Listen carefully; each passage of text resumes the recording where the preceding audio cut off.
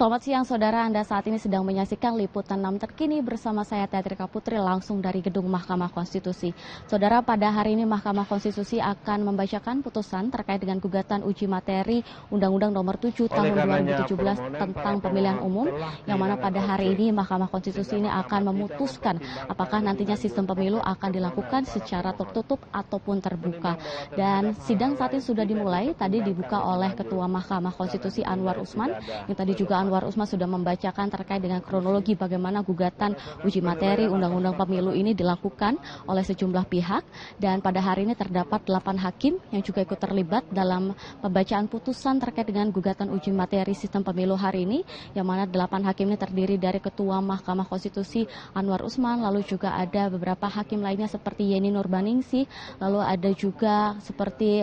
Manahan dan beberapa hakim lainnya yang juga ikut terlibat dalam putusan uji materi hari ini. Selain itu juga pengamanan di sekitar gedung Mahkamah Konstitusi ini, sebelumnya pihak Mahkamah Konstitusi memang meminta kepada pihak kepolisian untuk menurunkan sekitar 300-an aparat untuk menjaga di sekitar gedung Mahkamah Konstitusi, dan ini pihak dari kepolisian, gabungan kepolisian juga sudah diturunkan untuk menjaga sekitar gedung Mahkamah Konstitusi untuk mengantisipasi apabila nanti adanya masa untuk berunjuk rasa terkait dengan putusan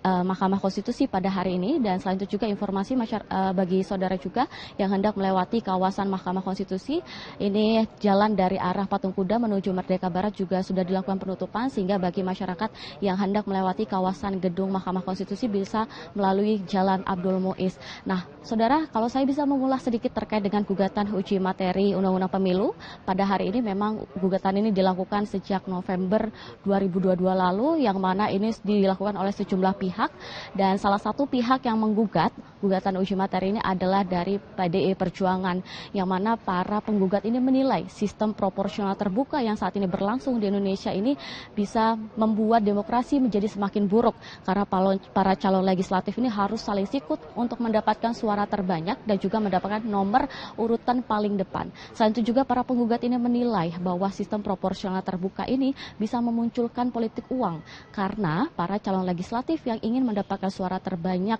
dan juga mendapatkan nomor urut paling depan ini harus memunculkan politik uang di dalam demokrasi kita, sehingga mereka melakukan gugatan dalam